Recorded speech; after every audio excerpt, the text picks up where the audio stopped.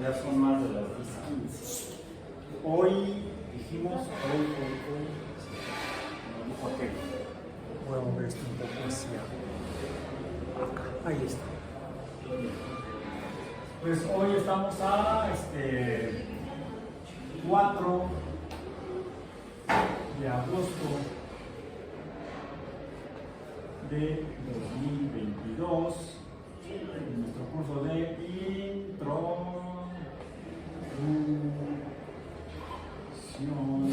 a la astrobiología.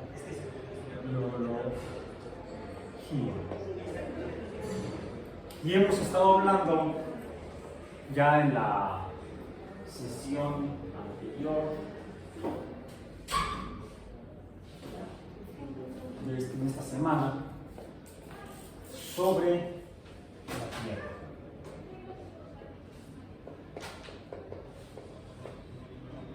La Tierra que entre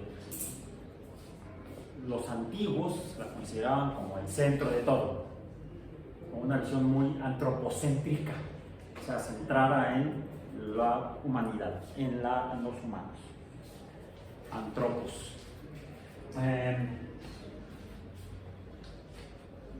Y diferentes sociedades, ya hemos hablado de ello también, tendrían diferentes concepciones o consideraciones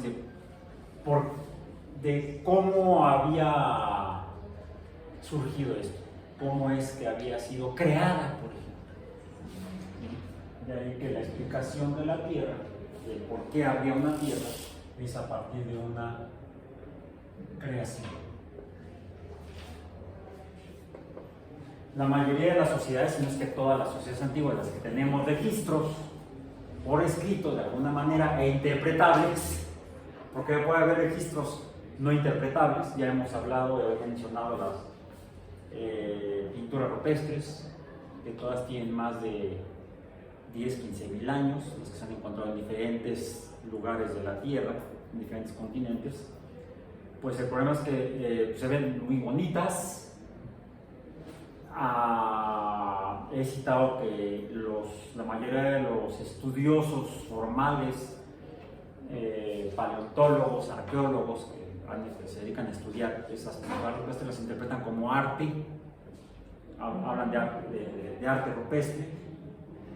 Pues yo lo cuestiono si no es arte, si no es una expresión sentimental. Creo que les mencioné que una definición que daba un tío mío, arquitecto, que más que arquitecto era artista, es que el arte es la expresión de sentimientos humanos. Una obra sería la expresión de un sentimiento humano, de la persona que lo realizó. Entonces deberíamos asumir, de acuerdo a lo que dicen los arqueólogos principalmente, es que esas pinturas antiguas que están en paredes, cuevas, en riscos, en diferentes lugares, y que afortunadamente algunos permanecen hasta el día de hoy, después de mucho tiempo, gracias a que han sido protegidos por donde los pusieron, los pintaron, han sido protegidos de los efectos de factores ambientales. Por ejemplo, la fotooxidación por la luz solar. Por ejemplo, la erosión por el viento, la erosión por el agua, incluso la disolución de los pigmentos por el agua misma o por la lluvia. Entonces quizá haya habido más pinturas de esas en la antigüedad, pero no se conservaron por los efectos ambientales sobre los materiales que usaban para plasmarlas. Y podría ser más bien quizá descripciones gráficas de lo que veían las personas, una especie como de diario cotidiano. Querido diario, hoy vi un mamut. ¿Sí? En fin, podría ser. Podrían ser incluso hasta el plasmado de pensamientos de tipo filosófico o quizá hasta, llamemos, científico del momento. O sea, un registro con un método, con un sistema de registro sistemático y metodológico de lo que la gente veía, e incluso quizá hasta contable. Vimos 3 antílopes, nada más 3. Eso sería un registro fiel de la realidad, lo cual se acerca a nuestra concepción actual de la ciencia. La mejor interpretación que podemos hacer de lo que está en el cosmos con base en lo que podemos demostrar a través de la verificación que hay acá. Y con base en el bagaje de conocimientos previos e interpretación cultural, hacemos una afirmación. Por lo tanto, es lo más cercano a como realmente sea, más allá de la existencia de la humanidad. Porque esa es otra. La humanidad, el Homo sapiens, ha estado siempre sobre la Tierra desde que fue creada, o incluso antes de la creación de la Tierra, o es posterior a la creación de la Tierra. Son diferentes interpretaciones filosóficas. Entonces, una interpretación es que la Tierra puede haber sido creada.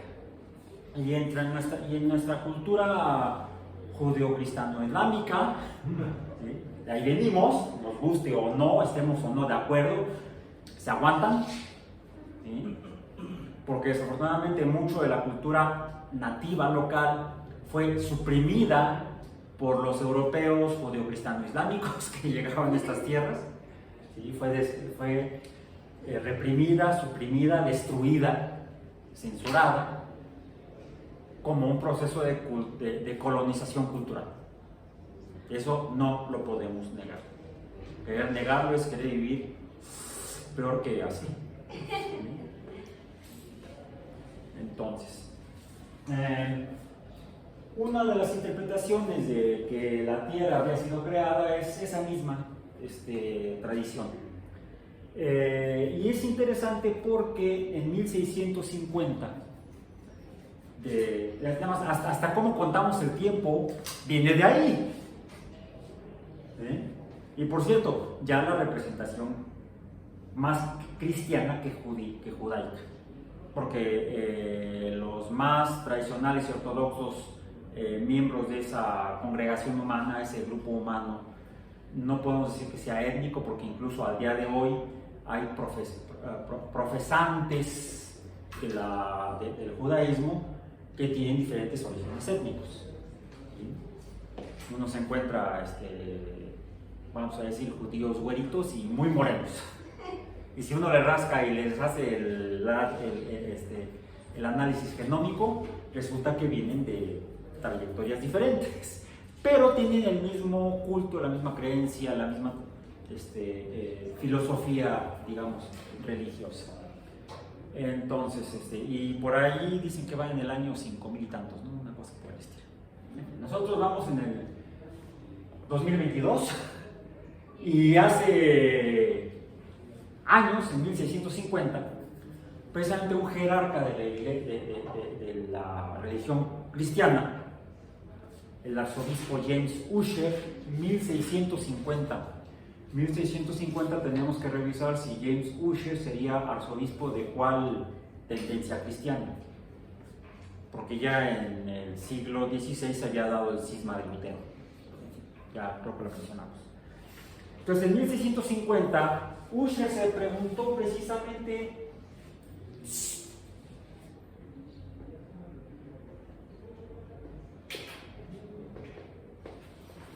¿cuándo fue creada la Tierra? Junto con todos los demás. ¿Cuándo se creó el mundo?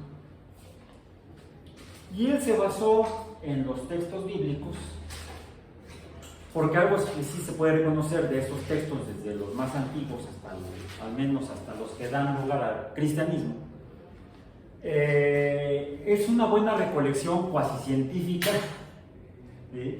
de una genealogía de los patriarcas del pueblo de Israel. Lo que nos da al menos mediciones de tiempo de alguna manera.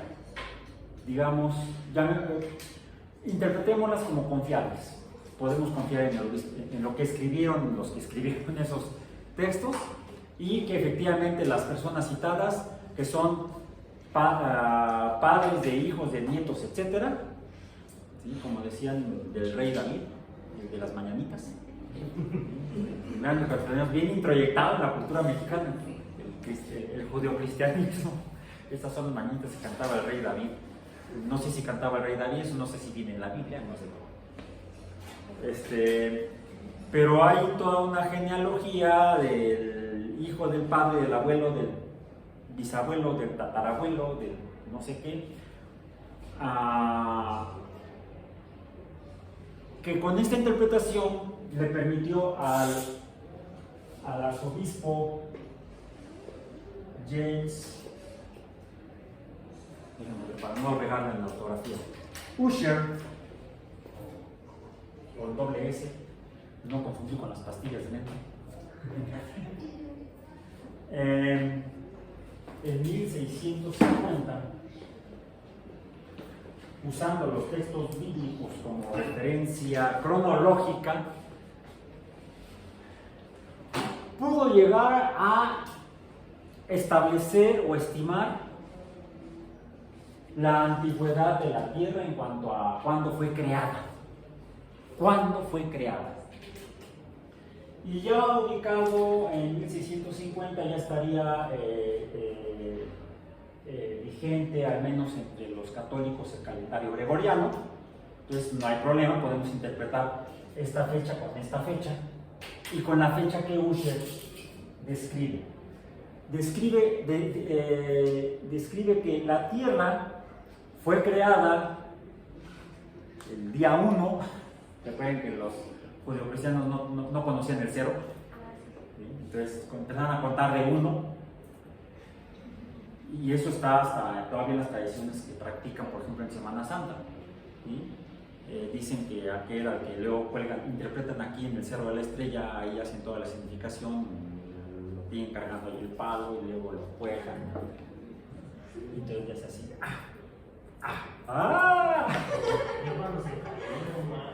Bueno, sí ha habido. Bueno, en fin. Y por cierto, son gente que se entrena, ¿eh? No es cualquiera. Yo no le entro a eso. No doy el ancho de ninguna manera. Esa tradición, ¿sí?, establece que, según Ussher, la Tierra habría sido creada junto con todo lo demás, hágase la luz, y la luz se hizo, y entonces el lucero de la noche, el lucero del día, etcétera, etcétera, separó las aguas de las tierras, tan. Eso se los dejo de tarea, que repasen el primer capítulo del Génesis. Es interesante, es muy útil culturalmente, hasta como cultura literaria. Es interesante porque el arzobispo Ussher da no solamente el día, no solamente da el año, sino que da el mes, el día y la hora. Se avienta ese trompo a la uña, ¿sí? A las 6:00 pasado meridiano, 6 de la tarde. Entonces el día no empezó en la mañana, empezó ya después de horas hábiles, 9 to 5. A las 6 de la tarde, fíjense qué curioso, del sábado, aquí hay una contradicción, porque de acuerdo a la tradición judía, el sábado sería el Sabbat, el día de descanso. Tendría que haber sido el domingo para descansar el sábado. Creo que a partir de las 6 es un nuevo día para ellos, ¿no? No sé, ahí sí ya cada loco con su tema, y cada quien interpreta como quiere. De entrada estaríamos usando no un calendario judío, sino el calendario gregoriano. Quizá a eso se deba la diferencia en cuanto a la hora, ¿no? Quizá la hora, porque James Ussher era británico. ¿Sí? Entonces no sé si es hora de Londres u hora de Palestina. Y son como 6 horas de diferencia, más o menos. No sé si las 6 horas o 5, sí. Bien. De el sábado 22 de octubre del año 4004 antes de nuestra era. Hagámoslo como Ussher, antes de Cristo. AC. No es corriente alterna, Ya ven que algunos dicen que AC/DC, algunos dicen, antes de Cristo, después de Cristo. No, es corriente alterna, corriente directa. Ok. Entonces, esto es el uso de un texto religioso para intentar hacer una afirmación de corte científico. Ubiquemos, 1650 estaba en pañales la ciencia moderna. Si consideramos 1543 como el año de inicio de la tradición científica actual a partir de la publicación de las revoluciones. Quiere decir que había pasado poco más de un siglo apenas. 1650, 1667, sería 17 años antes de que Newton publicara los principios matemáticos. Y no solo eso, sino que Newton tendría 7 años de edad. Nació en 1643. O sea, cuando Newton era un niño, James Ussher andaba con esas ideas. Sería como, además, en las mismas tierras del Reino Unido. O sea, vamos a ubicar cronológicamente como hechos de gente que vivió, no son solamente nombres en los libros, son personas que tenían curiosidad, intereses, que desayunaban, comían y cenaban, que nacieron, vivieron y murieron, y que llevaban una vida de alguna manera. Y se dedicaron, algunos de ellos, a la religión y la generación de conocimiento. Finalmente, es un dato. Muchos se preguntaron cuándo se creó todo, si es que se creó. Lo hicieron en Indonesia, lo hicieron en las islas del Pacífico, lo hicieron en el continente americano. Cada sociedad, cada pueblo se preguntó de dónde vengo, dónde estoy y para dónde voy. ¿Sí?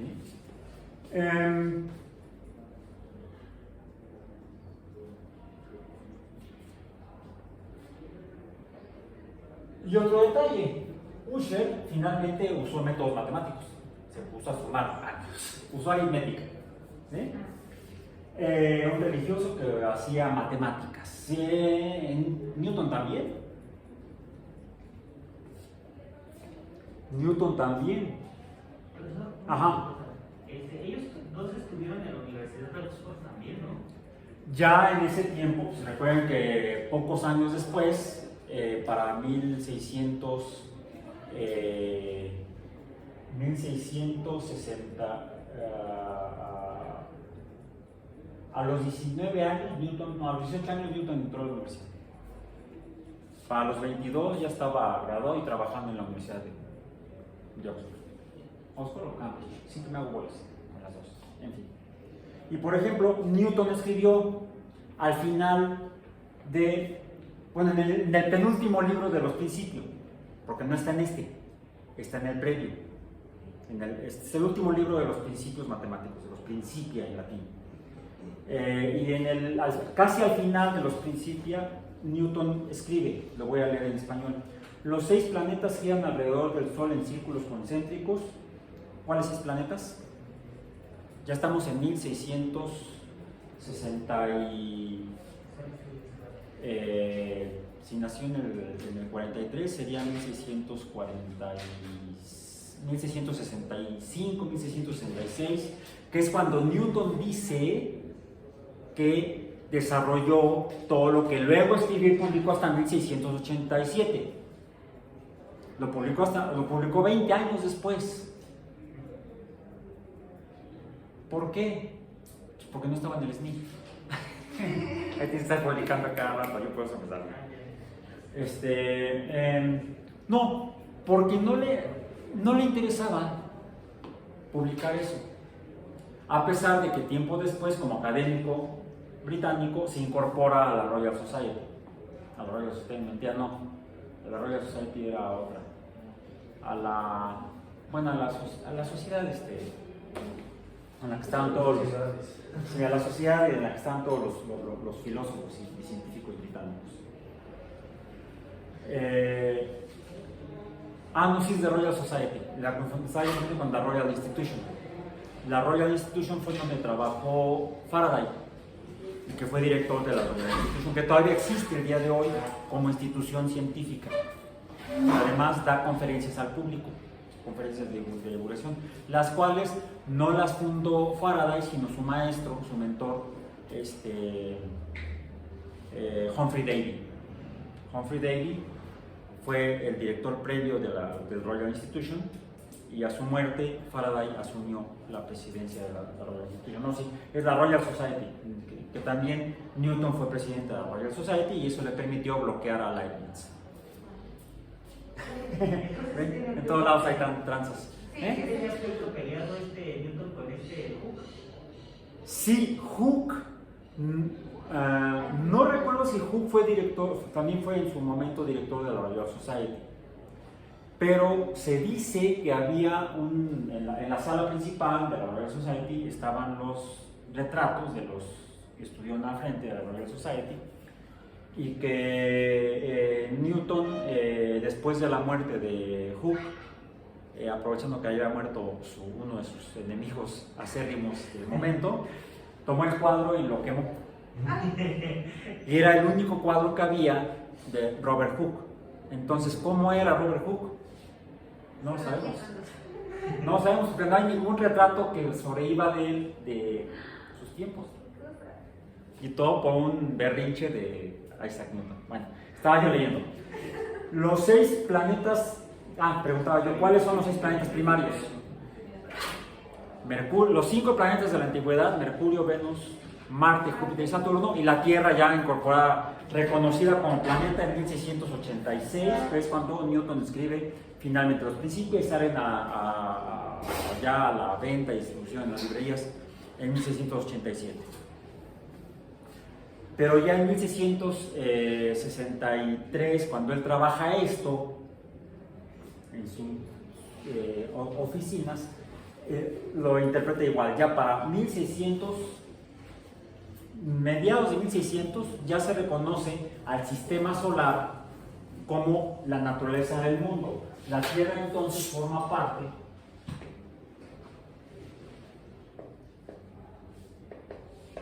del sistema solar. Aunque se escribe a partir de 1543, recordemos que todavía para 1600 está en tela de juicio. Tan juicio que por eso llevaban a juicio y quemaron en la hoguera a Giordano Bruno.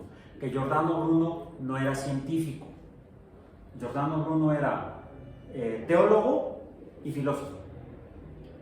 Aunque leyó las revoluciones de Copérnico, su interpretación de los textos de Copérnico no era científica, no era matemática, era filosófica.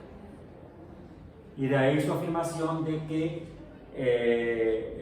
incluso era filosófico-teológica, porque él asumía al Dios de los cristianos como un Dios todopoderoso, infinito, que por lo tanto el mundo tendría que ser infinito. ¿Cómo se desprende de las afirmaciones y de los cálculos matemáticos de Copérnico en las revoluciones? Una diferencia fundamental entre el modelo tolemaico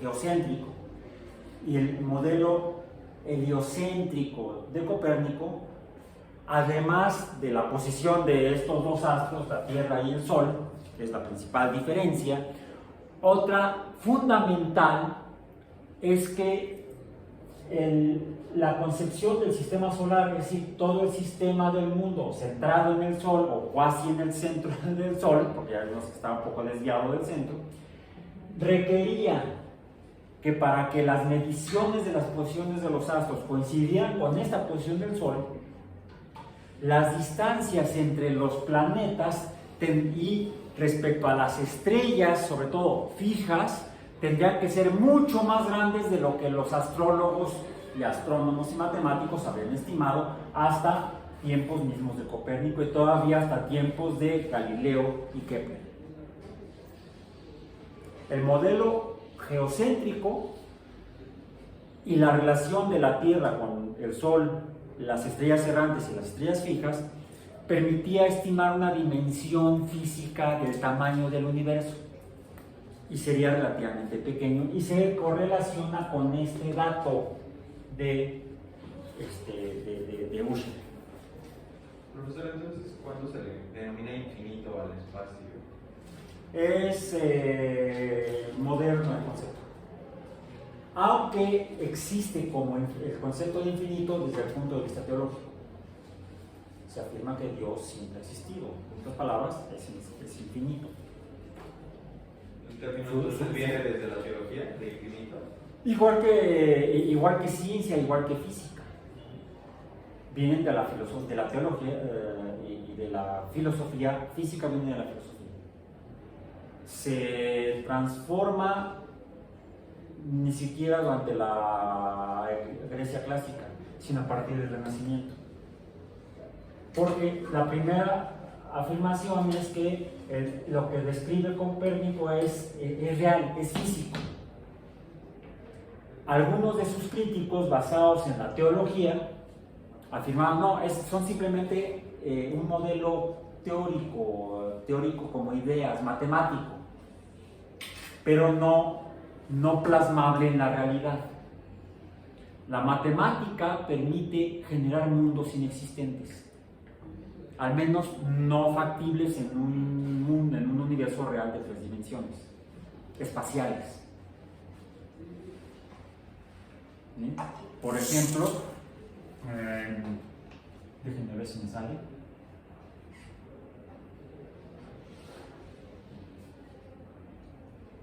Es una figura imposible que es a lo mejor búsquenla en figuras imposibles. Hay una que es una especie de tridente y hay otra que es como un triángulo.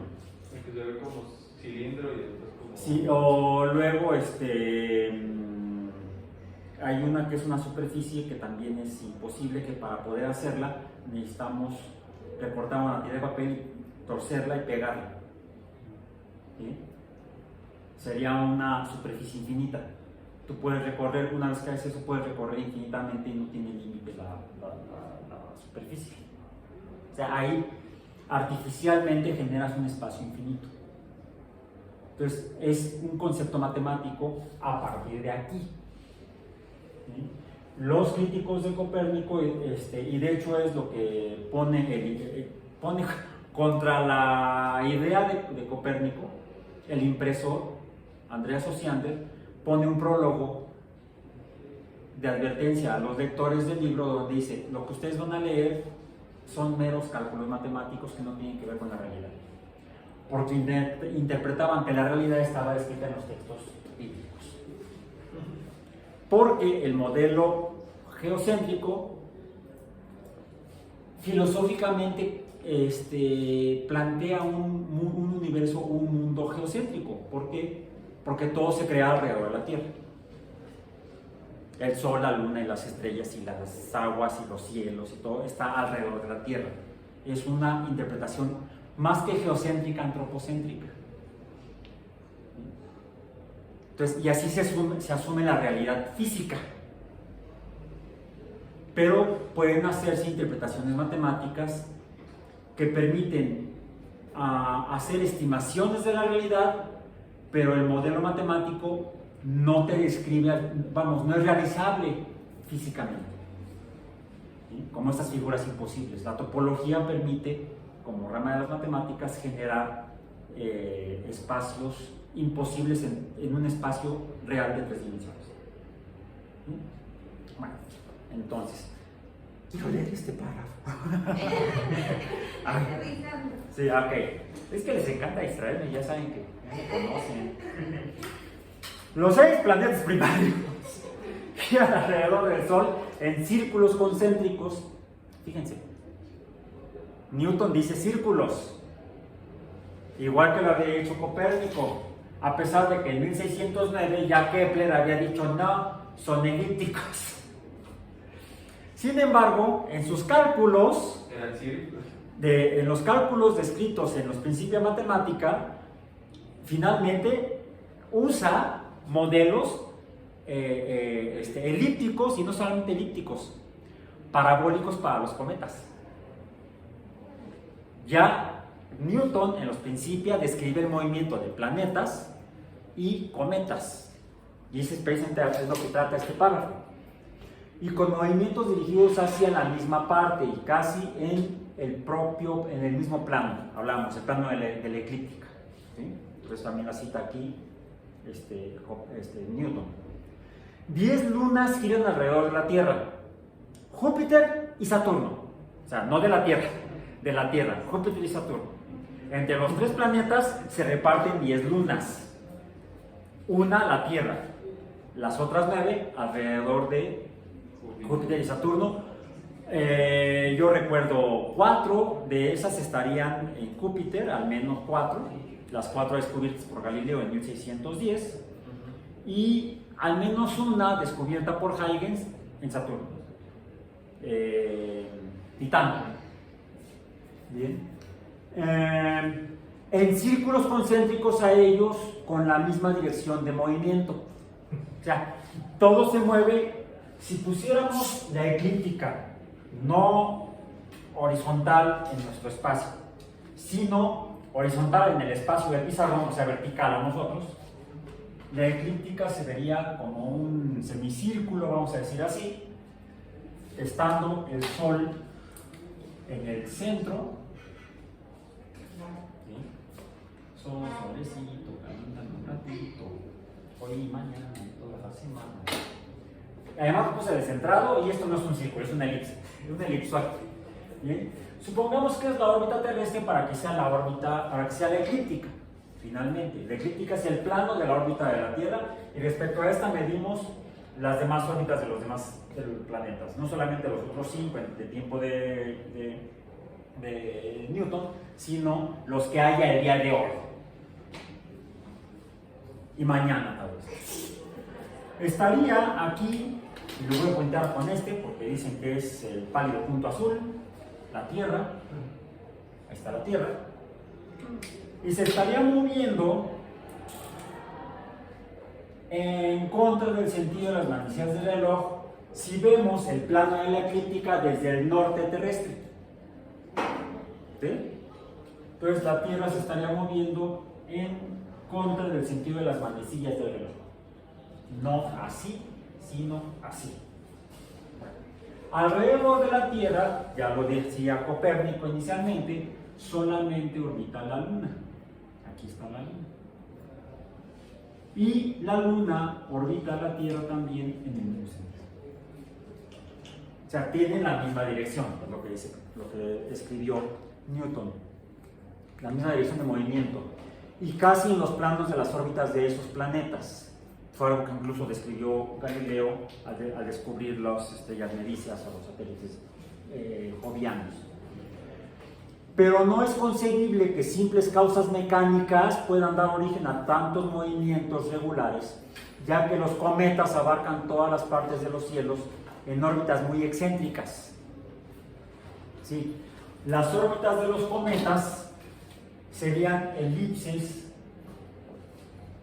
Ahí. Este ya valió.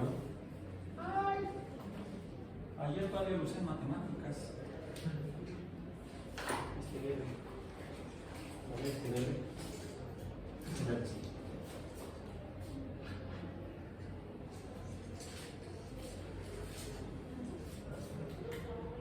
Sería más excéntrica esta órbita de un cometa.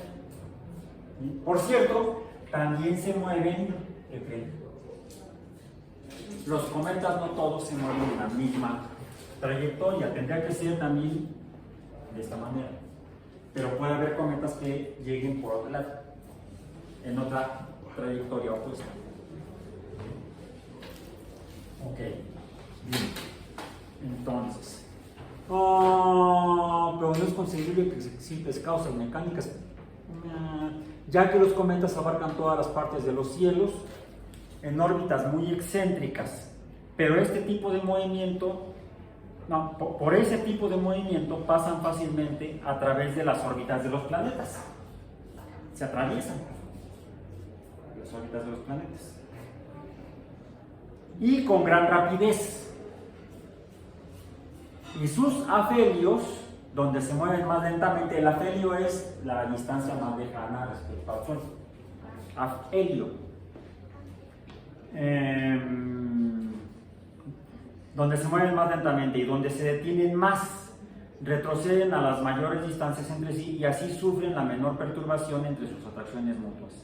Está también considerando que hay atracción entre todos los cuerpos, entre el Sol y la Tierra, entre la Tierra y la Luna, pero entonces también entre el Sol y la Luna, y entre el Sol y cometas. Y cuando un cometa se acerca a algún planeta, también hay interacción entre ese cometa y el planeta correspondiente. Y de hecho había interacción entre la Tierra y Venus, y entre la Tierra y Marte, y entre Marte y Mercurio, y etcétera, etcétera, etcétera. Todos interactúan entre sí, con el mismo principio de la ecuación de F sub índice G. Podemos calcular fácilmente F sub índice G entre dos cuerpos. No es más que el producto de la constante G por el producto de las masas de ambos cuerpos entre el cuadrado de la distancia. Pan comido, hasta un niño de quinto de primaria lo puede hacer, pero como aquí no hay ningún niño de quinto de primaria, van a tener que hacer ustedes. Pero ¿qué sucede cuando tenemos no dos cuerpos, dos M's, sino 1, 2, 3, 4, 5, 6, 7, más sus satélites? Ya tenemos muchas M's, muchas masas. Este bello sistema del Sol, planetas y cometas solo puede proceder de la obra de dominio de un ser inteligente y poderoso. Y dicen que cuando se fundó la ciencia, acabó con los dioses y las religiones. ¿Qué es lo que está diciendo Newton? Le atribuye esa creación a alguien. El sistema solar fue creado por un ser inteligente y poderoso. Él estaba especializando el estudio de la Biblia, ¿no? De hecho, Newton escribió más, no sé si publicó, pero en lo que hay de su biblioteca personal y de sus manuscritos, hay mucho más documentos de estudios teológicos que científicos. Fue más teólogo que científico. Bueno, como breviario cultural. Y si las estrellas fijas son los centros de otro...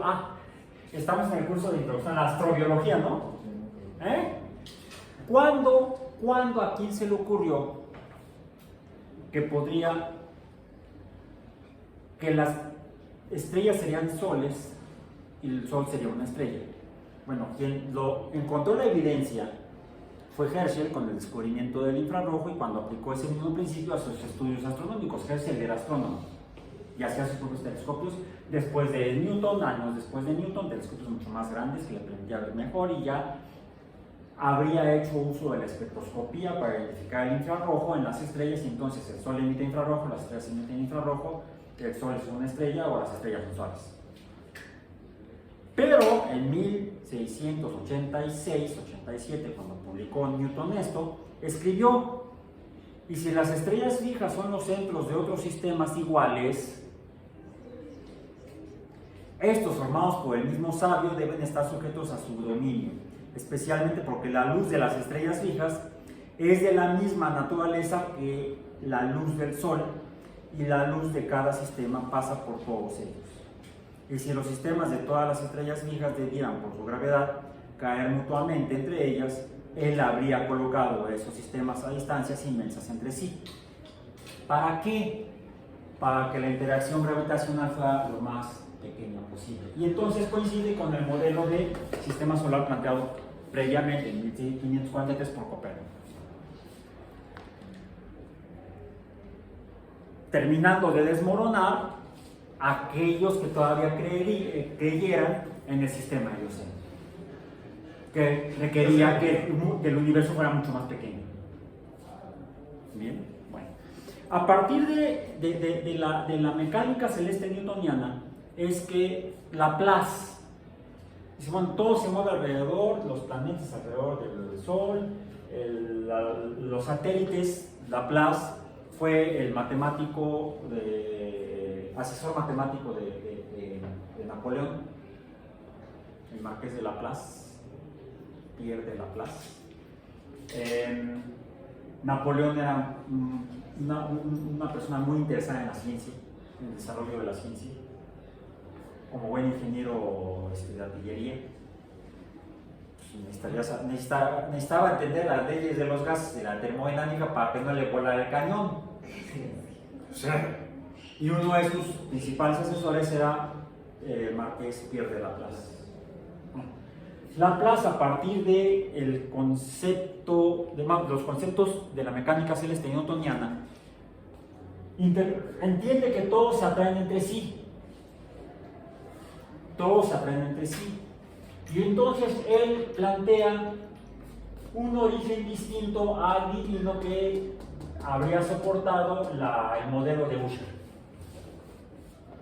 Laplace es el primero que dice, a ver, sí dice Newton que todo esto fue creado por un dios, pero Laplace mismo no era creyente. Usa la mecánica celeste newtoniana, no la teología newtoniana, para reinterpretar cómo es que esto está así, cómo se ve y cómo se calcula. Hay fuerzas atractivas entre todos los cuerpos. Y recordemos que ya para principios del siglo XIX, que es cuando está la época napoleónica y Laplace es asesor de Napoleón, ya estaba desarrollada las bases principales de las leyes de los gases. Y se están fundando los principios de la termodinámica. Y entonces permite interpretar que la naturaleza existe en tres formas físicas principalmente: sólidos, líquidos y gases. Los sólidos se transforman en líquidos, los líquidos se pueden transformar en gases, y viceversa, dependiendo de la cantidad de energía en el sistema. ¿Sí? Hay una relación que se describe perfectamente por el diagrama de fases. Google el diagrama de fases, por favor, ahorita. Diagrama de fases. ¿Cómo es el diagrama de fases? Es un diagrama, es una gráfica de tipo cartesiano. Son dos ejes, X y Y. ¿Qué hay en cada eje? Temperatura y presión. ¿Dónde está una? Temperatura en X. Temperatura aquí. Presión acá. Ok. ¿Y qué es lo que describe el diagrama de fases? ¿Temperatura de quién o presión de quién? ¿Del medio? No, de las sustancias. De las sustancias, de la materia. La materia se puede encontrar en tres estados físicos y depende de esta relación PT o TP. Si yo tengo agua a 0, vamos a ponerlo en grados Celsius. Lo más estricto en termodinámica es trabajar en unidades Kelvin. Bien, pero hagamos en Celsius, por comodidad de tradición. Y a una presión de una atmósfera, aquí el agua, ¿cómo es?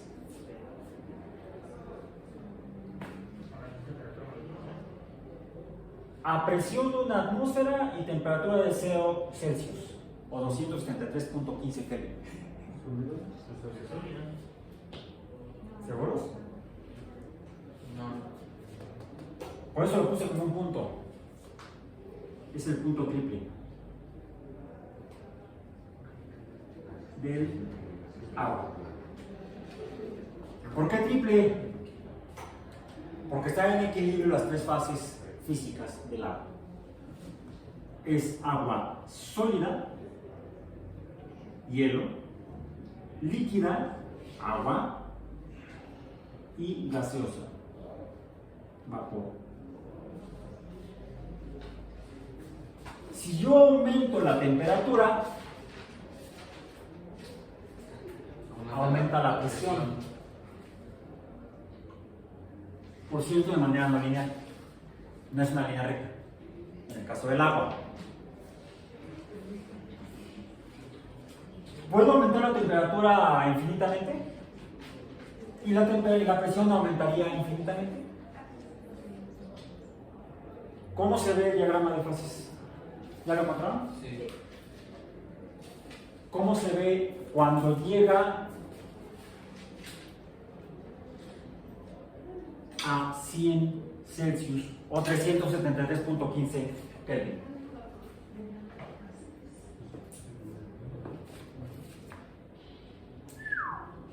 Más o menos. ¿Sí? Hay un cambio en la función.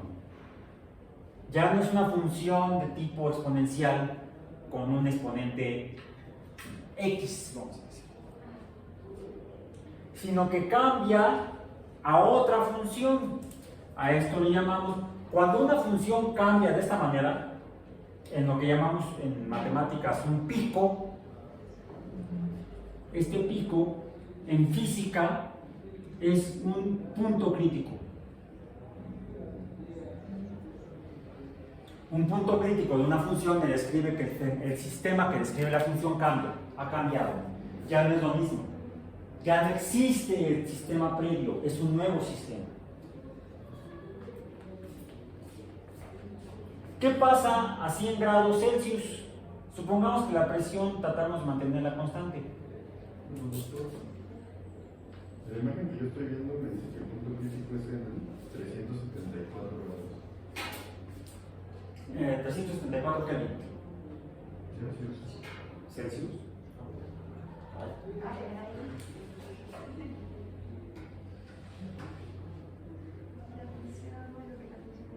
Ah, no, es que ese es otro punto crítico.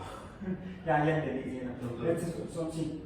Lo que pasa es que aquí el sistema ya no se transforma completamente. Deja de ser agua. Esta es agua H2O.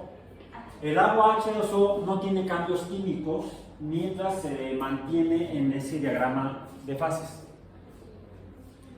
¿A qué agua me refiero? A el agua en la cual el oxígeno está unido por enlaces covalentes polares a átomos de hidrógeno por medio de enlaces covalentes polares. Hay simplemente una densidad de carga negativa sobre, positiva sobre el hidrógeno y una densidad de carga negativa sobre el oxígeno. ¿Sí? ¡Ay, otra vez! ¡Ah! La mano es rebelde, se revela contra el cerebro. Ok, ahí está, negativa. La única diferencia en el diagrama de fases en el agua es que cada agua está a distancias distintas y con movimientos distintos respecto a las otras aguas, moléculas de agua.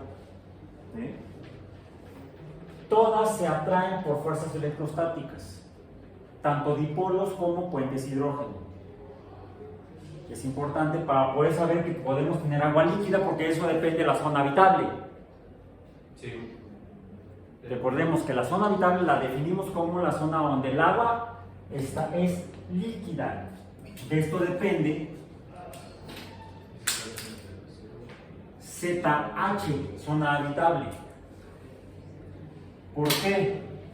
Algunos astrobiólogos han estado muy felices porque apuntan sus telescopios a la estrella fulanita y encuentran exoplanetas, y por medio de los estudios que ya mencioné brevemente, que vamos a abordar más adelante con mayor detalle, hay agua en el planeta H42352. Sí, el espectrógrafo te permite identificar la presencia de agua. Pero ¿en qué fase se encuentra? Sí han encontrado agua en la Luna. ¿Dónde y en qué condiciones? Eso es de tarea. ¿En dónde geográficamente en la Luna? ¿Dónde han encontrado agua? ¿Y en qué fase? Sí se ha encontrado agua en Marte. ¿Dónde y en qué fase? Sí se ha encontrado agua en Venus. ¿Dónde y en qué fase? O sea, en esos... Lo raro no es encontrar agua, lo raro es encontrar agua líquida. Lo importante astrobiológicamente es encontrar agua líquida. Detectar la presencia de agua líquida. Y sí se puede. Sí se puede. No es fácil, pero sí se puede. ¿Sí? No es en Chile, no, pero sí se puede hacer. Ok. Entonces, lo que pasa es que en este punto crítico que viene acá arriba, en el diagrama que contaste, es más, ese poder no tengo mi tableta. Es que ahí ese punto crítico que marcó, lo de la Así, marca como definición matemática, cualquier punto en la gráfica de una función, cualquier pico en la gráfica de una función es un punto crítico o crisis. ¿Por qué? Porque la función cambia dramáticamente, no es un cambio suave. Hay dos tipos de funciones en función de cómo se ve la línea.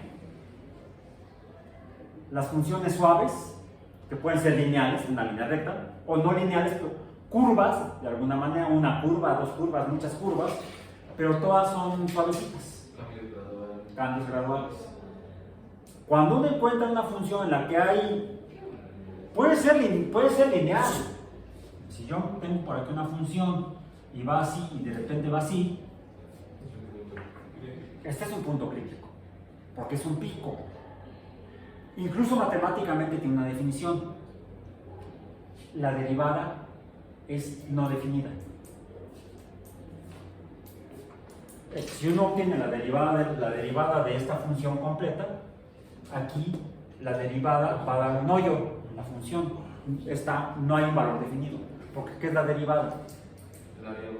No. Esa es la integral, la pendiente. La derivada es la pendiente en un punto en una función. Puede ser una función lineal, es muy aburrido, o una función no lineal, es más interesante. Lo voy a poner así, para que se note más, porque me creo que es una línea horizontal. Ok. Esta es X contra Y. Si yo grafico X contra Y', o sea, la derivada, ¿sí?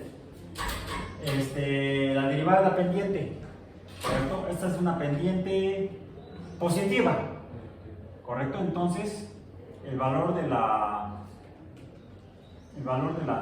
pendiente es positiva y constante porque es recta. Es positivo, está del lado positivo, más Y'. Aquí sería menos Y'. Y aquí, al llegar acá, al llegar acá, ¿cómo es la pendiente? Además, déjenme hacerlo para que se note mejor la diferencia. La voy a cambiar dramáticamente.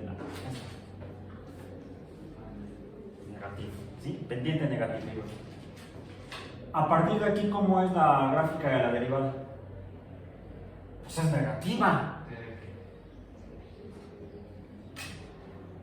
Hay un brinco en la función, donde aquí no hay un valor, no está definida, hay un hueco en la función. Mientras que la función original está y igual a f de x, son dos rectas con pendientes distintas, una positiva, la otra negativa, y que se juntan en este punto. Aquí hay un valor este es un punto X, Y. Aquí no hay nada. Tiene un valor la función, la derivada, y ¡pum! Cambia. Así se parece a la mecánica cuántica. Está el electrón en el orbital, y le llega un fotón de luz y pasa a un valor distinto sin pasar por intermedios. Son valores discretos, no continuos. Esta sería una función continua. Esta es una función discontinua o discreta. ¿Sí? Entonces, los puntos críticos en las funciones son puntos en los cuales la derivada de la función pasa a ser mientras que la función es una función continua, su derivada es una función discontinua. ¿Bien? Entonces de esa manera podemos identificar puntos críticos en cualquier gráfica de cualquier función, incluida la gráfica de diagrama, la gráfica de fases o diagrama de fases. Sí, porque ahí donde está ese punto crítico marca que es un punto crítico triple, porque todavía tiene una curva. Ah, aquí. No. Acá. Ahí. ¿Sí? Ok. Tenemos este que les dije yo que es el punto triple. ¿Por qué es el punto triple? Porque el agua se encuentra. A ver, muéstrame otra vez el diagrama que tienes. ¿Encontraste? Ok. Chin del agua. Sí, ya. Quería yo ver. Esto viene para acá. Sí, está bien. Así. ¿Sí, no? En el cero. Entonces comienza en cero. Y este va así, una pendiente positiva. Y además es recta la función. ¿Sí? De este lado, ¿qué dice? Tenemos tres áreas. Sí, de ese lado dice un líquido comprensible. Fase sólida. Aquí es sólido. Ajá. Luego Aquí. Y es fase gaseosa. Aquí abajo. Ajá. Sí, es gas. Sí. Sí, aquí es gas. Vapor Fase gaseosa. o gas. Y acá, Fase líquida. líquido. ¿Ok? Bien. Sí, cuando llega acá, el agua deja de ser esto. Dice que es un fluido súper crítico. No, se convierte en un plasma. O sea, ya no es agua. Un plasma, por definición, es un gas ionizado. En otras palabras, ya no hay enlaces covalentes. Porque ya es iónico. ¿El agua puede transformarse en plasma? Cualquier cosa se puede transformar en plasma, dadas las condiciones de temperatura apropiadas. Tú tomas cualquier cosa, esta banca, la arrojas al sol y se va a hacer plasma. Porque el sol es una bola de hidrógeno en estado de plasma. No, los físicos dicen que es un cuarto estado de la materia. A mí no me convence eso. ¿Por qué? Porque por la definición misma de lo que es un plasma, un gas ionizado. Gas. O sea, es un gas ionizado. Quiere decir que ya no es químicamente lo mismo. Ok, si un plasma es un gas ionizado, si un gas con carga eléctrica, ¿el cloruro de sodio será un plasma sólido? ¿Por qué lo digo? ¿O por qué lo pregunto así? Porque está formado por el Porque está formado, es un compuesto iónico. Si definimos ion como algo con carga eléctrica, pues es simplemente eso. Una forma de materia que tiene una propiedad adicional, que es tener carga eléctrica. Pero bueno, allá los físicos. Ok, bien. Sigamos con la Tierra, que es nuestro tema de hoy. La Tierra. Ya vimos que por la interacción de la Tierra sólida con la Tierra líquida, y no me refiero a la roca líquida, la cual la podemos encontrar en el magma de los volcanes, y que cuando es chistoso cuando uno lee disciplinas científicas, porque es magma mientras está adentro por debajo de la superficie del volcán. ¿Sí? En el momento que sale, ya cambió el nombre, se llama lava. Y en biología pasa lo mismo. Es un feto mientras está dentro de la mamá. En cuanto sale, es un producto. Bebé, bueno, sí, pero es un producto. Señora, aquí está su producto. Venimos ofreciéndole productos de alta calidad. Ok, eso es la jerga técnica de cada disciplina, el lenguaje especializado. Que cuando uno aprende una disciplina nueva, un campo de conocimiento nuevo, uno se ve obligado a aprender un nuevo idioma. ¿Sí? Y no se vale pasar palabras y conceptos de un idioma a otro. Aunque existan en dos disciplinas diferentes. Sí, ya creo que les mencioné cuáles son las propiedades de los quarks. color, olor, aroma y sabor. ¿Cómo tienen aroma y sabor? Pues yo nunca he probado un quark, tampoco lo he visto, no se puede ver tampoco. A lo mejor ya. No, es que no, le pusieron así nada más por ponerle Juanito, Pedro, Luis y Pepe sería José. ¿Qué nombre le ponemos? Pues, así, ¿no? Hay palabras de conceptos que cambian con el tiempo en química, creo que también ya lo mencioné, que es un compuesto aromático, que es una molécula aromática. Bueno, cuando empezaba la química orgánica era algo que olía feo, como la naftalina, el naftaleno. Naftaleno.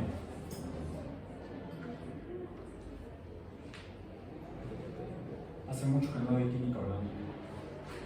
No, aún así no he perdido la práctica. ¿Qué es esto?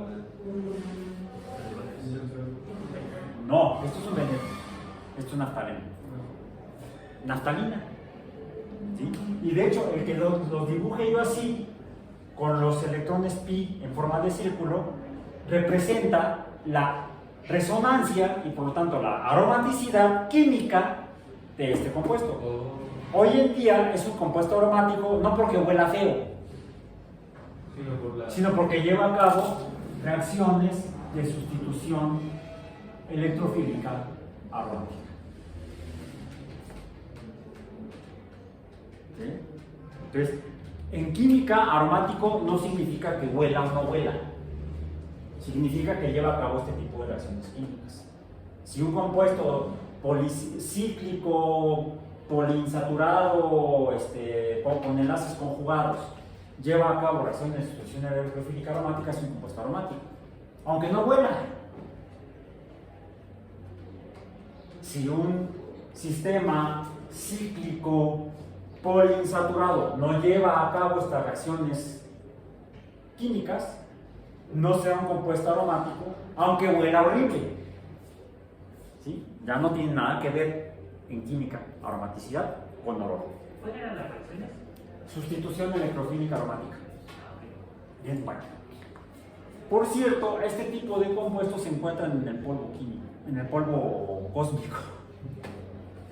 Uno encuentra cada porquería ahí arriba. Aquí está la contaminación. De repente se encuentra un planeta con hoy no circulas. No, sí tengo que seguir circulando. Ok, entonces, la Tierra. La Tierra, ¿cómo sabemos entonces cuándo se formó si no es... ¿Cómo sabemos que esto es cierto o no? Habría que cuestionarlo. Y la herramienta para cuestionarlo es la física nuclear. Ya no de electrones, sino de... Es a través del decaimiento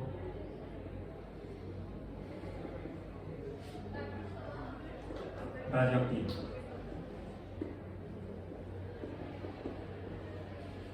La materia existe en forma de átomos, átomos elementales, pero de cada átomo puede haber diferentes formas, dado que ya dijimos que los átomos de hidrógeno están formados por protones y electrones, pero también de repente uno se encuentran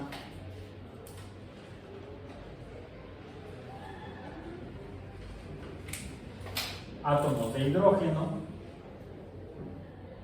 que tienen su protón, su electrón y otra cosa ahí pegada, que se puede producir si se pegan un protón y un electrón.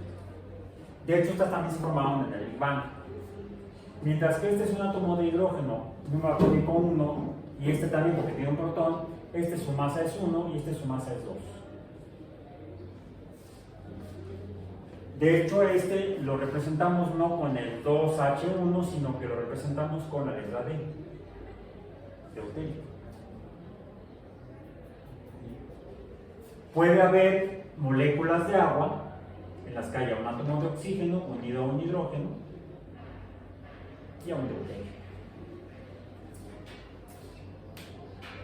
Solo que en el caso del deuterio, lo que puede suceder fácilmente es que este átomo de deuterio o de hidrógeno masa 2 deuterio se transforme finalmente en un átomo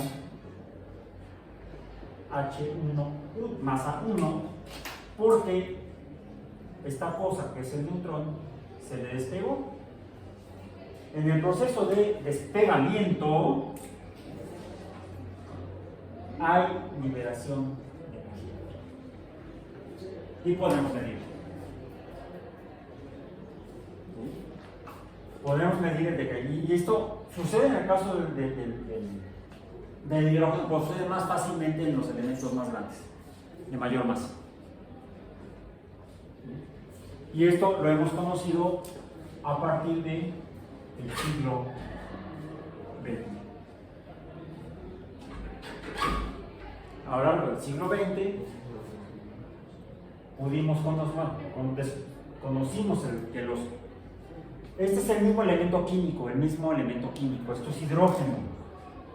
Pero estos dos, el hidrógeno puede existir en estas dos formas y en otra más, que es el tritio, que sería un protón con dos neutrones. Cada neutrón tiene la misma masa que el protón, entonces la masa sería 3, por se llama tritio. Y estas tres formas de existencia del hidrógeno se conocen como formas isotópicas o isótopos. Y el tritio, al estar tener ahí otro en el neutrón pegado, pues también pierde los neutrones para transformarse finalmente en hidrógeno. A esto es lo que llamamos el decaimiento radiactivo, porque esto es energía que irradia. Sale, si tenemos una masa de materia formada por varios isótopos, los de peso más grande, pues van perdiendo los neutrones y van emitiendo energía electromagnética, luz invisible, no la vemos, eso es lo hace peligroso. Si te tomas con un material que le pasa esto y lo agarras con la mano y no te das cuenta que te estás muriendo, más bien que te está matando. Porque esa energía es tal que puede romper los electrones, los enlaces de los electrones entre las moléculas que te forman a ti. Y entonces te empiezas a hacer brillitos como los vampiros, ¿es cierto? Ataca el ADN, ¿no? ¿Qué es lo que No solamente el ADN. Sale, esta E es igual, sería descrita por la ecuación de Planck. H nu, donde la frecuencia es muy grande.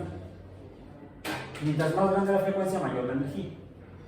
Es tan grande la energía que su energía es mayor que la de la luz visible, por eso no se ve. Corresponde a la radiación, a luz invisible, pero no más allá de, más allá de violeta, pero no la más cercana a violeta que la ultravioleta, sino más allá de la ultravioleta, de frecuencias extremadamente grandes.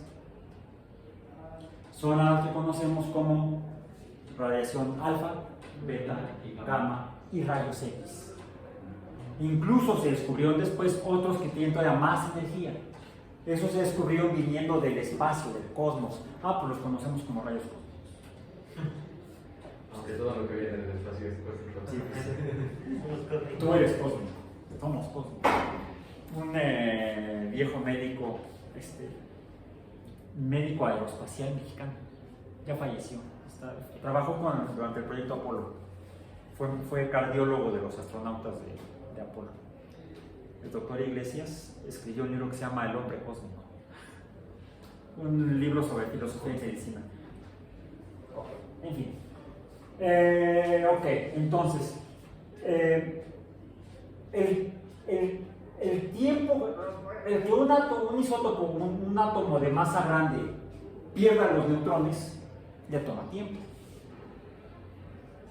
Y es específico para cada elemento químico. Cada elemento químico de los naturales tiene, la tabla periódica. La tabla periódica la voy a esquematizar aquí. Si pueden, googleenla. Me está quedando bien horrible, pero bueno.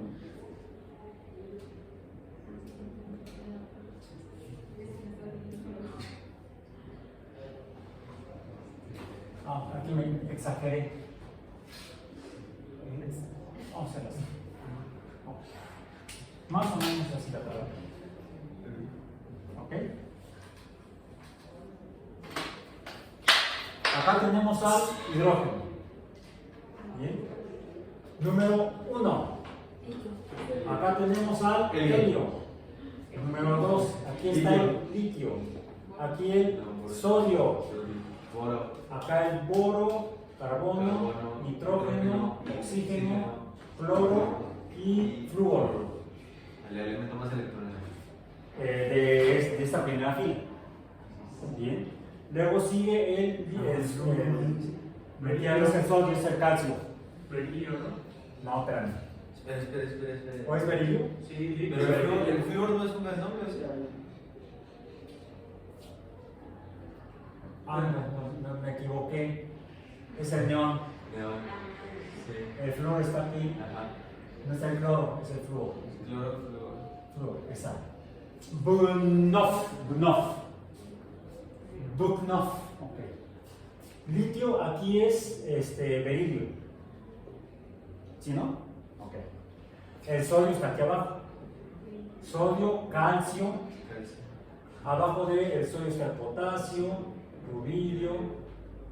Y aquí está el cesio. Cesio y luego el francio.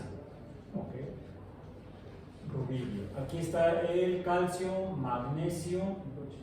¿Debajo del magnesio cuál está? ¿Debajo del magnesio? El calcio. ¿El qué? Es calcio, magnesio, ¿no? No, ¿Es magnesio, calcio? Magnesio, Es calcio. ok. Hace mucho que no la regreso. Es Magnesio, magnesio, calcio, estroncio, bario. Y radio. Y radio. Ya llegamos.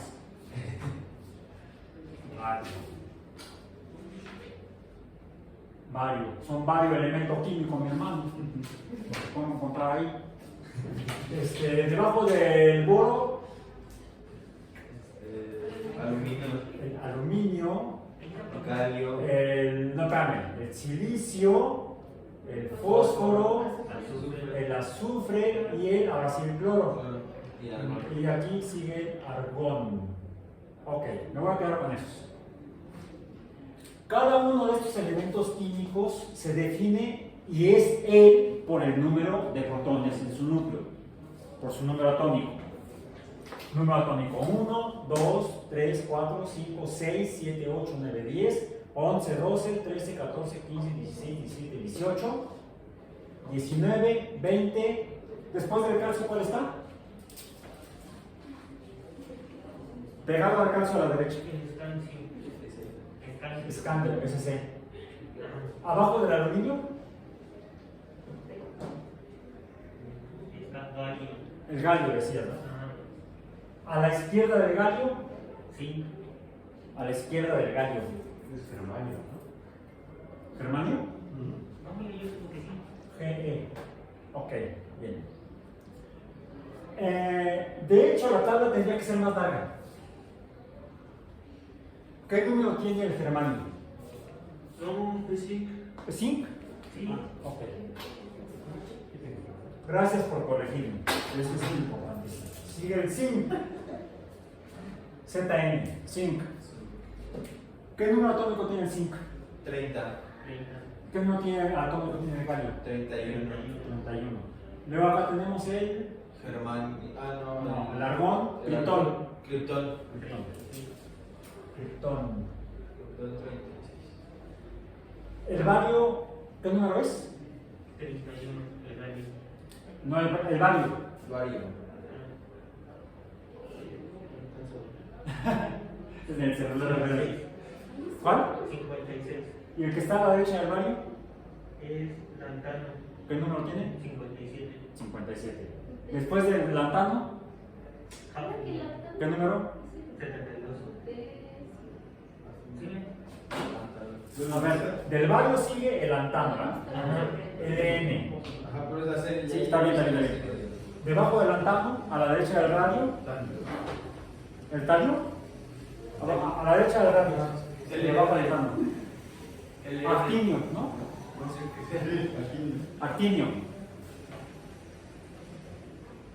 lantano y actinio. El lantano es 50 y qué? 57 me parece.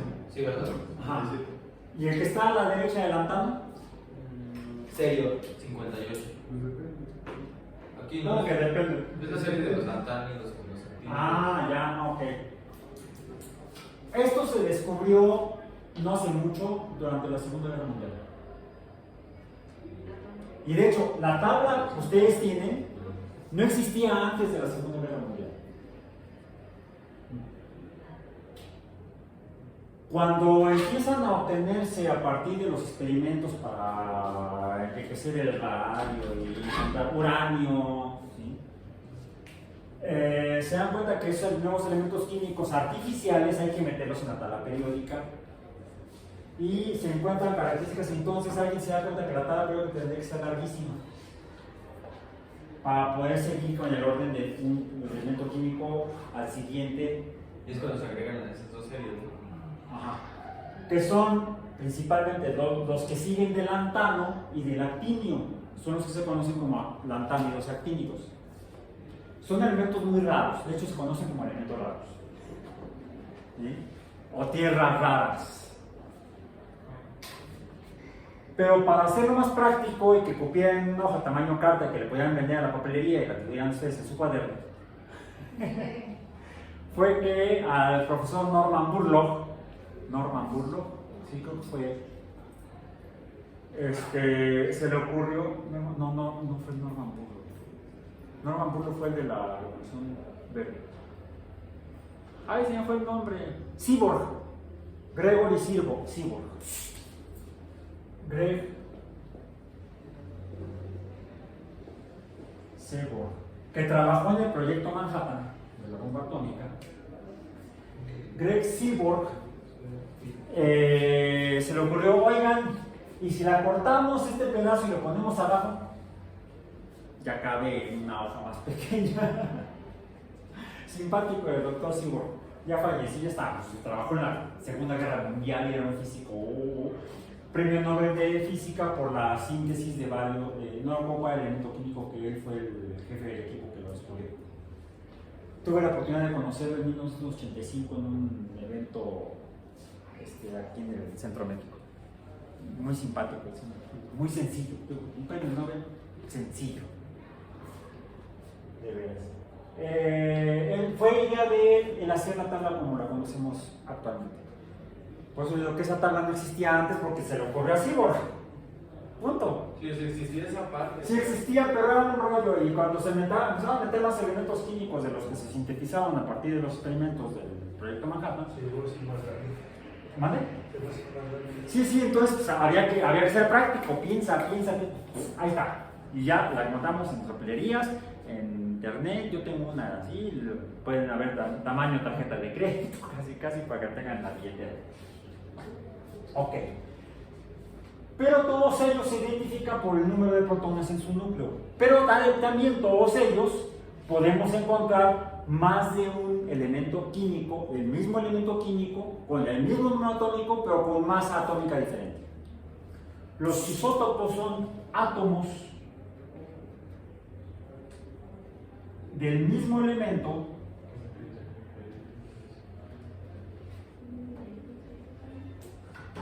entre paréntesis, número atómico, pero diferente masa.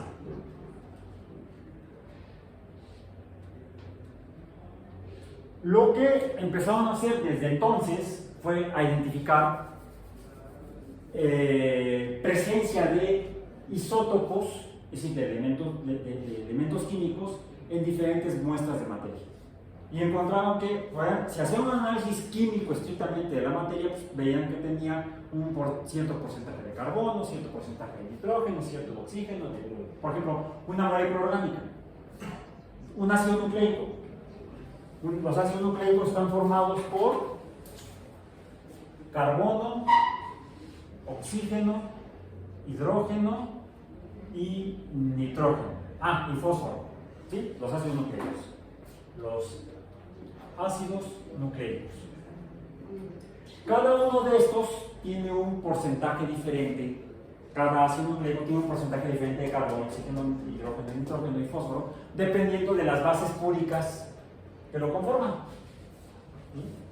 Por ejemplo, las púricas tienen más nitrógeno que las pirimídicas y tienen más carbono que las pirimídicas, porque son dos anillos. ¿Sí? Yo siempre me acuerdo, porque púrica es una palabra chiquita, pero el anillo es grandote. Y pirimídica es, la palabra es grande, pero el anillo es chiquito. Es así como, ¿cuáles son cuáles? Después de muchos años encontré, hay una correlación inversa entre el tamaño de la palabra y el tamaño de la molécula. Matemáticas aplicadas al lenguaje y a la memoria, a mi mala memoria. Ok, pues tengo que inventar muchos trucos para acordarme de las cosas y de por sí así. Bueno, ok. Entonces, las bases púricas, las purinas, tienen menos nitrógeno. El nitrógeno en las purinas es menor que el nitrógeno en las pirimidinas. No es al revés, ¿no? Como púricas, púrico es chiquito, mucho nitrógeno. Entonces al revés. Tienen más nitrógeno que en las pirimidinas. Ok. Yo puedo entonces distinguir las purinas de las pirimidinas midiendo el porcentaje de nitrógeno. ¿Sí? En las que encuentre que tienen más nitrógeno, son purinas. Las que encuentre que tienen menos nitrógeno son pirimidinas. Tomé ácido nucleico, lo hidrolicé, lo purifiqué para encontrar sus bases púricas y pirimídicas y las identifico por el peso molecular, por el porcentaje de nitrógeno. Okay. También puede ser por el peso molecular. Son más grandes las purinas que las pirimidinas. Son dos anillos, un anillo. Bien. Ya que tengo purificadas imaginemos que de las purinas, el uracilo, por decir algo. El uracilo es una purina, ¿no? El uracilo. O la timina, que es la diferencia entre ADN y ARN. ¿Sí? Ya tengo uracilo. Todo el uracilo tiene la misma cantidad de nitrógeno. Yo puedo identificar poblaciones de uracilo diferentes. ¿Cómo? ¿De dónde? En el uracilo hay nitrógeno.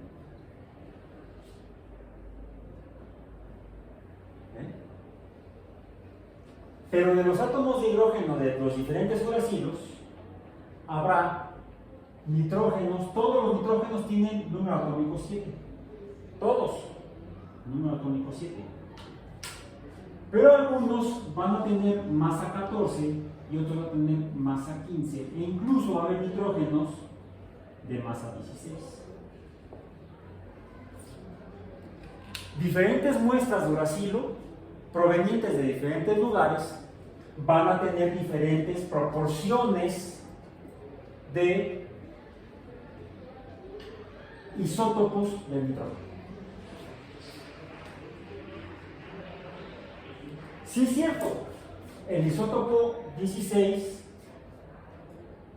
vamos a decir, pierde energía porque está perdiendo neutrones y entonces se va a transformar en nitrógeno 15. Y eso toma un tiempo. Midiendo la abundancia del isótopo más inestable y sabiendo cuánto tiempo tarda en perder los nitrógenos, en decaer y en emitir esa energía por el decaimiento radioactivo, yo puedo calcular la edad de la muestra de uracilo. Imaginemos que ese uracilo viene de un fósil, en el cual se ha encontrado que si fósiles no muy antiguos, no de muchos millones de años, pueden tener restos de ADN o de ARN. Entonces yo puedo aislar los ácidos nucleicos de ese fósil hidrolizarlo, ¿verdad? Y llegar hasta las purinas o las pirimidinas y medir la cantidad, la proporción del isótopo más pesado, y mientras menos tenga, más antiguo es, porque ha ido decayendo a nitrógeno 15, nitrógeno 14, entonces me queda poquito nitrógeno 16. Mientras menos tenga, yo lo sé porque el decaimiento radiactivo, todo el decaimiento radiactivo tiene una función exponencial de cantidad de isótopo contra tiempo. Mientras menos isótopo pesado tenga, mayor será el tiempo que ha transcurrido desde que ese bicho estuvo vivo, por ejemplo. Normalmente se hace en los restos biológicos más recientes, se hace con carbono, porque el carbono, número atómico 6, se puede encontrar con isótopos 12, isótopos 13, 14 y 15. El más común para hacer estos estudios es el isótopo 14 o carbono 14. Lo mismo se puede hacer con la materia que forma al sistema solar. Y fue lo que después de la Segunda Guerra Mundial, precisamente, realizó por iniciativa de Abraham. Déjenme ver. Perdón, una pregunta. Sí. Mande. Si la materia muscal se destruye, ¿qué le pasa al ADN cuando pasan millones de años? O sea, porque ya no se queda así, sino se queda por ejemplo en la materia. La materia a nivel atómico se va transformando isotrópicamente. Porque de hecho los isótopos se forman desde cuando hay energía, se le pegan, cuando hay energía en el entorno, los neutrones se le pegan a los núcleos atómicos y entonces puedes formar isótopos pesados. Lo puedes hacer cuando formas estrellas. ¿Sí? Se pueden pegar neutrones a protones y entonces tienes isótopos pesados. No es fácil, pero se puede hacer. Ahora, una vez que están formados, esto es natural, el decaimiento radioactivo es natural, se van despegando los neutrones. Entonces, sí, la materia sí se transforma. Y la materia no se destruye en el sentido de que desaparezca, simplemente se transforma en diferentes formas. ¿Bien? Ya necesitamos terminar. Y quiero terminar con esto, con el tiempo de edad de la Tierra. Finalmente, en 1947, después de la Segunda Guerra Mundial, el profesor Harrison Brown de la Universidad de Chicago estaba interesado en encontrar la verdadera edad de la Tierra. Y lo que hizo fue solicitarle a uno de sus alumnos de posgrado, Claire Patterson, que había trabajado en el proyecto Manhattan, midiendo isótopos, Oye, fíjate que tenemos aquí restos de meteoritos, provenientes probablemente de asteroides. Y tenemos la idea de que los asteroides son remanentes de la formación del sistema solar, de acuerdo a la hipótesis de Laplace. Necesitamos saber cuándo sucedió eso. Determina la proporción de plomo en los asteroides. ¿Por qué el plomo viene? ¿De cuál elemento se obtiene el plomo? El plomo está por aquí. Tendría que venir un elemento más pesado. Y no, ¿cuál es? El hecho es que el elemento remanente es plomo. Y entonces, determinando la proporción de plomo en las muestras, con cierto isótopo de plomo, podía determinar la antigüedad de la Tierra. Finalmente, después de muchos años de trabajo, él pensó que lo podía hacer en unos pocos meses, terminó haciéndolo en años, porque no era fácil. Otra cosa que descubrió precisamente, tratando de medir el plomo en los meteoritos, fue que había plomo en todos lados, por contaminación por las gasolinas. Eso es todo. Bien. Pudo determinar el decaimiento radioactivo determinado por Claire Patterson. Déjenme ver si Patterson es con una T, no, con doble T. Patterson determinó la antigüedad de la Tierra en 4.5 mil ¿Cuál es la antigüedad de la Tierra aquí? 4.000. No, más 1600. Para tiempos de Usher serían 4000 más 1600. Al día de hoy, ¿cuál sería la antigüedad de la Tierra? 6026 años. La Tierra fue creada hace 6026 años. El sábado 22 de octubre hace a las 6 de la tarde. Lo que no dicen es si fue horario de verano o en horario estándar. En fin. La fecha medida a partir del decaimiento radiactivo con la proporción de plomo medida por Patterson fue de 4.5 mil millones de años. Ya existían estimaciones previas en el siglo XIX, a principios del siglo XIX, de que Usher estaría equivocado. Usher podría estar equivocado. Pero, ¿qué tanto? Había un geólogo en particular, Charles Lyell, que escribió un libro de geología en el cual interpretaba los sedimentos que podemos ver en las montañas, en los riscos, en los cañones. Vemos como capas de pastel, ¿sí? Esos se puede observar que se forman cuando en las lluvias la erosión produce sedimentos que se van acumulando y pues cada cuánto de sedimento, cada cuánto tiempo. Se puede hacer una estimación si uno se dedica a ver cómo se erosiona por la lluvia el cerro y cuántos sedimentos arrastra. En un año, vamos a decir, en la temporada de lluvias, pues uno dice son 5 centímetros de sedimento en un año. Si esto ha subido 50 centímetros, son 10 años.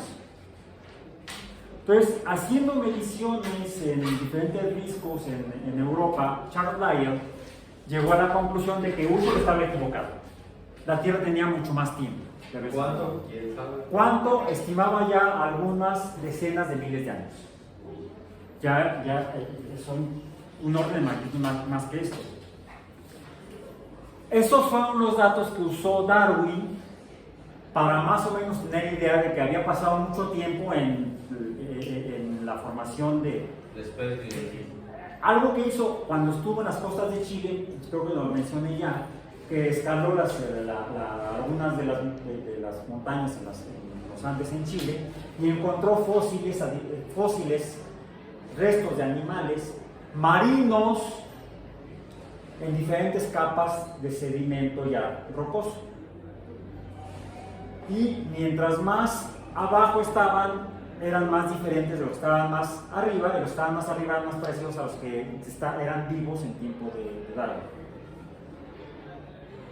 Entonces eso le permitía estimar, por un lado, cuánto hace que habrían vivido esos que ya no viven y cuál sería la antigüedad de la vida en la Tierra.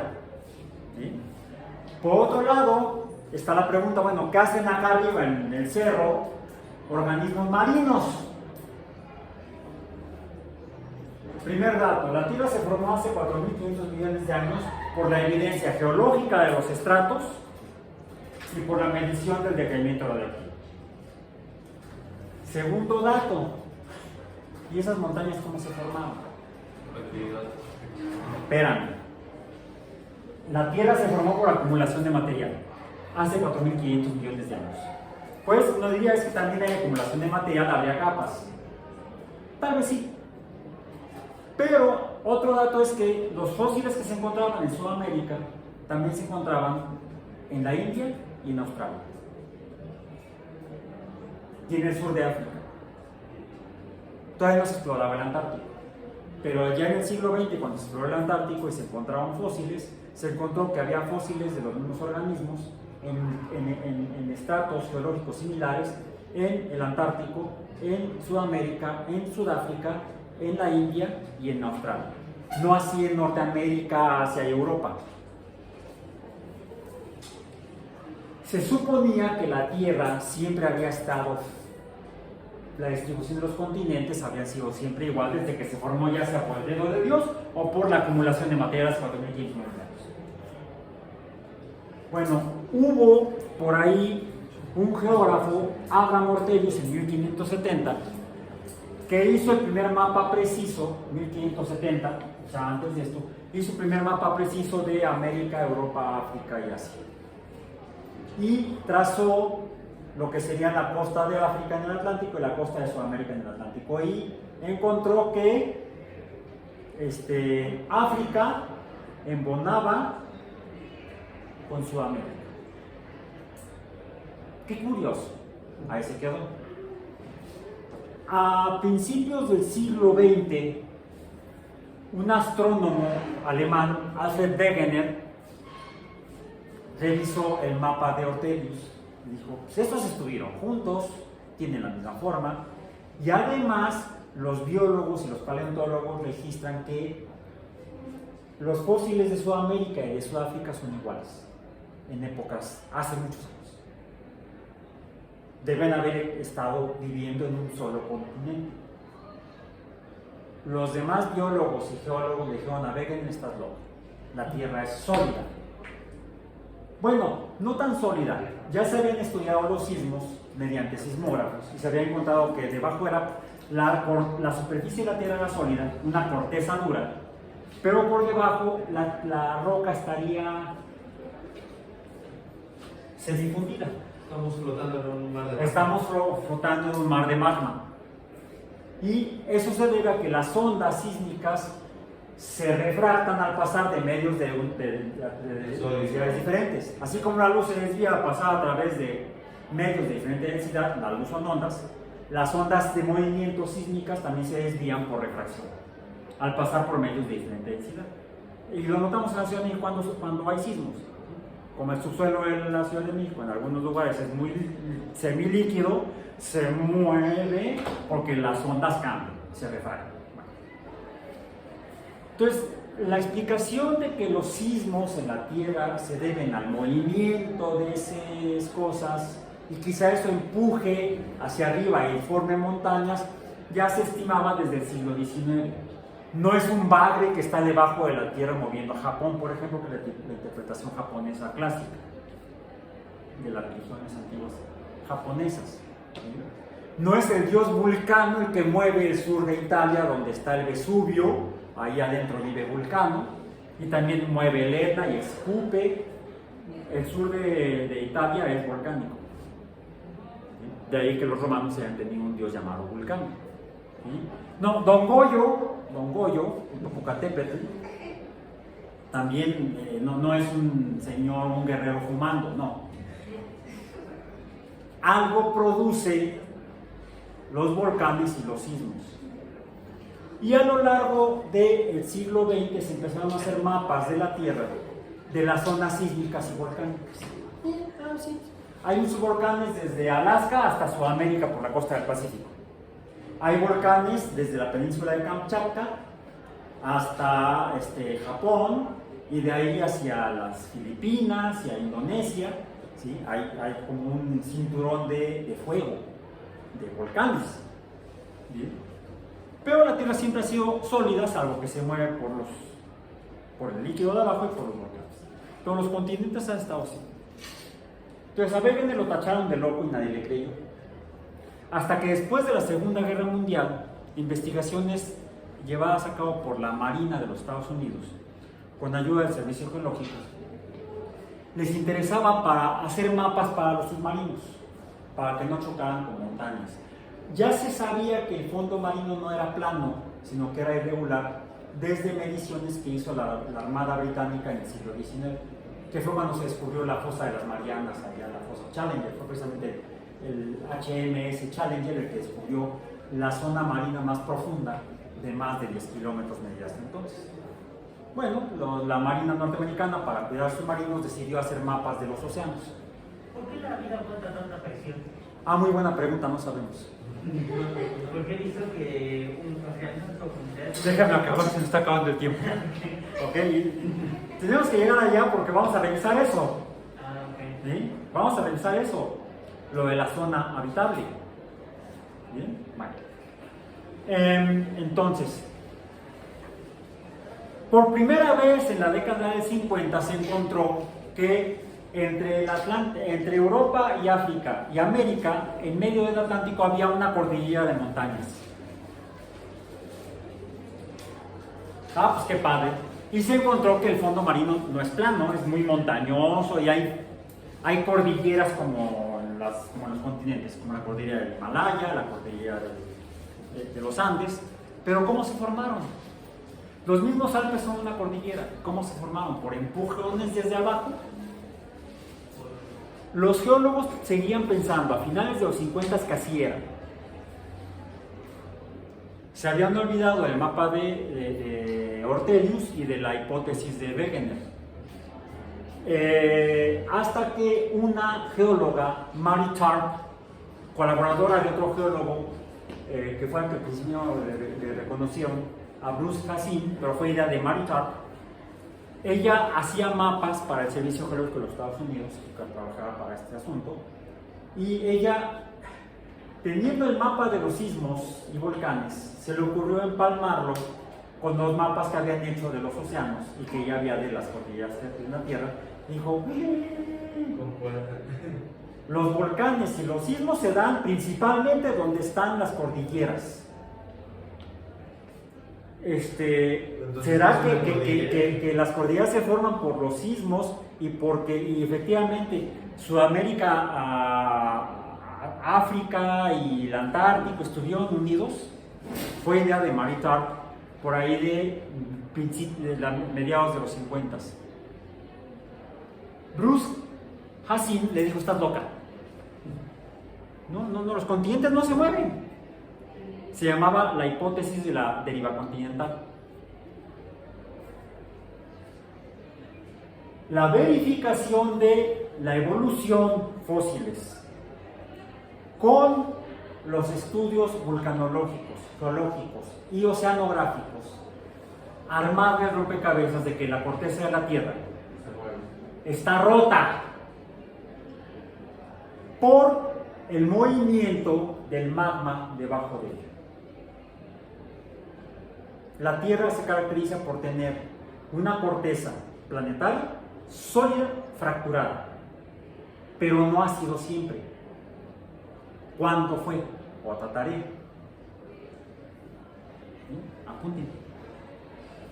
¿Cuándo fue que la corteza que se formó cuando se enfrió la Tierra después de la acreción, que se mantuvo bastante íntegra durante un N tiempo, finalmente terminó fracturándose? Y dio lugar a fenómenos que parece que se han correlacionado con la evolución biológica. No se ha identificado a la fecha evidencia de la existencia presente o pasada en las cortezas de Mercurio, de Venus y de Marte, y tampoco de la Luna. Solamente en la Tierra se ha identificado tectónica de placas. Se llama así la hipótesis. La teoría, ya no es una hipótesis, es una teoría, está verificada. La Tierra ha evolucionado geológicamente, y su corteza en particular, porque se fracturó y los pedazos de corteza han estado flotando y moviéndose en función de las corrientes de convección sobre el resto de la materia que conforma la Tierra. Esto como se encuentra en otros cuerpos en el sistema solar, lo seguiremos revisando. ¿Hay algunas lunas que tienen actividad tectónica? Tectónica y volcánica sí, pero no placas, no. Deriva, Tampoco. no sabemos. Bueno, no sabemos, porque los estudios en otros cuerpos astronómicos de ese estilo tienen menos de 40 años. Sí. Empezaron apenas con las misiones Voyager a finales de la década del 70. Y se interrumpieron durante mucho tiempo porque las siguientes misiones al sistema solar exterior tardaron más de 15 años en repetirse. Hasta la sonda Galileo, que fue en el 96, casi 15 años después de las Voyager. Bueno, por hoy acabamos.